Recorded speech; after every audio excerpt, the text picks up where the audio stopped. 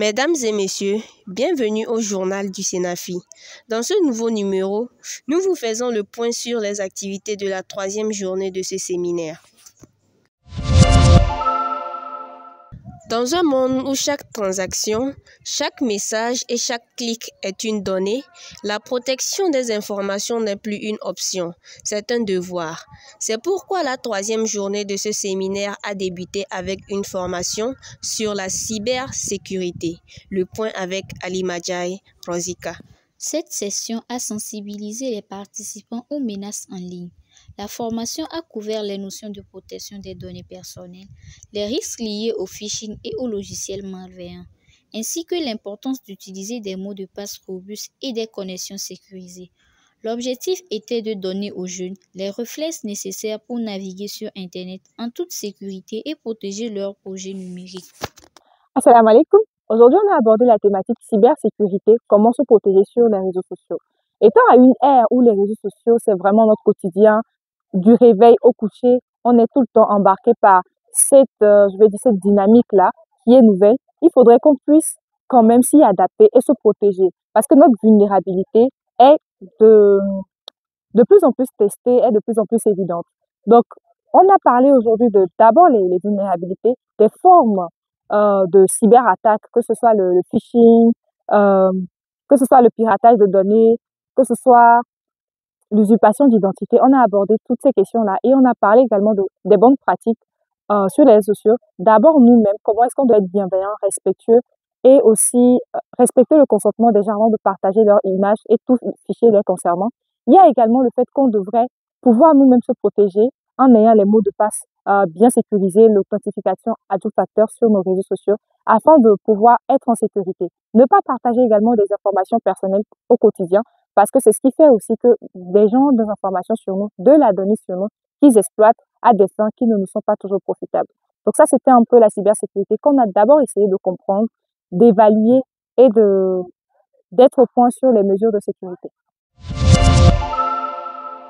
Une idée, c'est bien. Un visuel qui marque, c'est mieux. Après avoir appris à sécuriser leur projet, les participants se sont tournés vers un autre aspect crucial du numérique, le graphisme. Les détails avec Napo Moutawali. Cette formation avait pour but d'équiper les jeunes avec les compétences nécessaires pour donner une identité visuelle professionnelle à leur initiative. Elle a couvert les principes de base du design, surtout la charte graphique, qui est une science qui donne des directives sur l'utilisation des couleurs, des polices de caractère et la création d'éléments visuels comme des logos ou des affiches.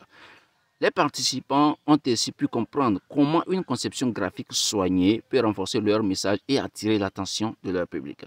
Il est important de souligner qu'on peut utiliser plusieurs applications gratuites sur Play Store ou App Store pour créer un visuel et c'est le cas de l'application Canva, qui est d'ailleurs utilisée comme modèle lors de cette formation.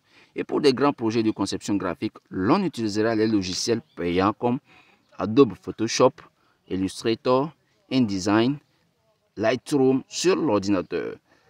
Le formateur met la lumière sur l'essentiel à retenir sur le monde du design. Nous remercions Allah subhanahu wa ta'ala qui a facilité qu'on soit parmi les acteurs de cette 9e édition du Sénafi. Eh bien, à la question de savoir quelle application utiliser pour réussir une conception graphique, mais que ce soit gratuite, alors on va juste rappeler qu'au cours du cours, nous avons eu le temps de permettre à tout un chacun, sinon permettre aux participants d'utiliser l'application qu'on appelle Canva. Avec cette application, les options ne sont pas complètement fermées. On peut faire une conception graphique, sortir un visuel et ça marche. Mais s'il faudrait aller plus loin, alors là, on paiera la version complète. Et vers la fin du cours, je me rappelle, l'un des participants m'a demandé si l'on pourrait faire de courtes vidéos sur Canva ou sur Photoshop. Je lui ai dit oui, affirmatif, c'est possible, mais il faudrait quand même se rappeler que pour aller un peu plus loin dans le montage vidéo, on pourrait proposer parmi tant de logiciels qui font la vidéo, Adobe Premiere Pro. Adobe Premiere Pro, comme Photoshop, ce sont des logiciels payants et on peut quand même utiliser d'autres moyens pour pouvoir craquer ces logiciels. Et on a su, d'accord, qu'en matière de cybersécurité, les logiciels qui sont craqués, c'est-à-dire que ceux-là qui ont créé ces clés, d'accord, qui sont partagées à travers les sites ou Google et autres, sont quand même capables de pouvoir vous soutirer les informations et pour faire des chantages avec ou karma, vous voler les données personnelles. Et donc ça aussi, il faut faire attention si l'on veut faire carrière dans la conception graphique, ou plutôt si l'on veut devenir réellement un graphiste de carrière, il faut accepter les logiciels payants. Ou encore, si vous avez déjà le logiciel, vous allez directement sur le site officiel du fabricant et vous achetez la clé, la licence. C'est très important. Le séminaire s'est poursuivi avec une formation qui s'inscrit pleinement dans la vision d'autonomie et de développement durable, l'auto-formation ou e-learning.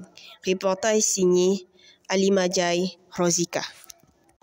Cette session a présenté le concept d'apprentissage en ligne et a montré comment les jeunes peuvent utiliser les plateformes numériques pour continuer à se former tout au long de leur vie.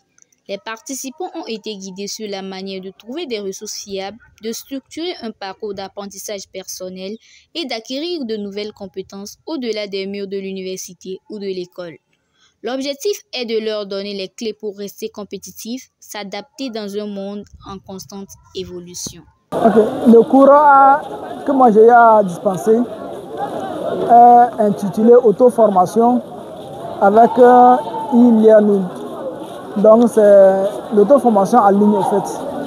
Donc ce cours nous a permis d'abord de voir l'importance de la formation en ligne, ensuite de voir les plateformes sur lesquelles on peut se former. Donc la première plateforme que nous avons vue c'est YouTube. Ensuite nous avons vu comment s'organiser sur le plan formation, les chaînes de formation, les qualités de chaque chaîne de formation. Ensuite nous avons vu les sites également qui proposent des formations. Et quels sont les types de formations proposées. Et sur ces sites, nous avons vu qu'il y a des formations payantes et des formations gratuites. Et nous avons vu qu'il y a des formations longues et des formations courtes. Et ces formations embrassent pratiquement tous les domaines de la vie. Et que, ensuite, après avoir vu tous les sites, nous avons vu également quelle était l'importance afin d'avoir une certification, notamment dans sa vie individuelle, sur son CV, dans sa vie professionnelle. Et nous avons motivé les jeunes, tous ceux qui sont là à se former, à avoir un programme de formation continue. Et toujours, surtout remplir le creux, le vide, les temps morts par des formations. Car cela fait la différence, notamment quand on va aller chercher de l'emploi. Donc voilà un peu le résumé de la formation. La formation a été théorique et pratique. Donc le message est que si on est dans la tranche élève, faire un effort pour s'adhérer à tout ce qui est organisation islamique. Par exemple, au cours de la formation, que c'est toujours bien avantageux de faire une formation en groupe, en communauté. Et c'est la même chose pour la pratique islamique. Plus on est en groupe, plus on arrive à mieux faire la pratique. Donc nous encourageons tout le monde à toujours se rallier à des zones de formation, à des groupes de formation, de réflexion. Ça a toujours l'avantage d'aider à motiver, d'aider à stabiliser et surtout de faire la contradiction de ce qu'on connaît par rapport à ce que l'autre connaît.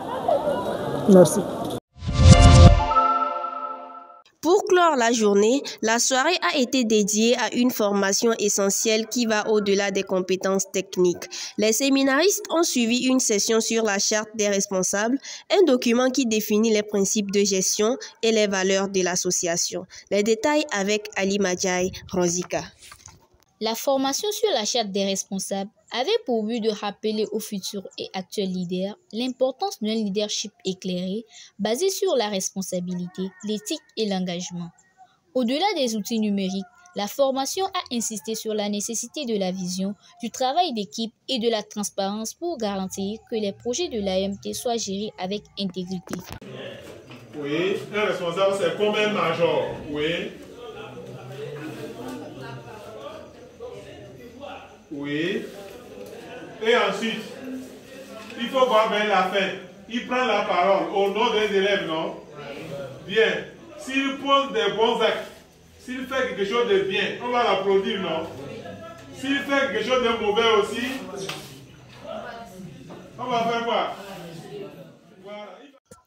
C'est sur cette note de responsabilité que la 3e journée du séminaire national de formation islamique a pris fin. Rendez-vous demain pour la suite des activités, toujours au centre Al Farouk à Sokodé.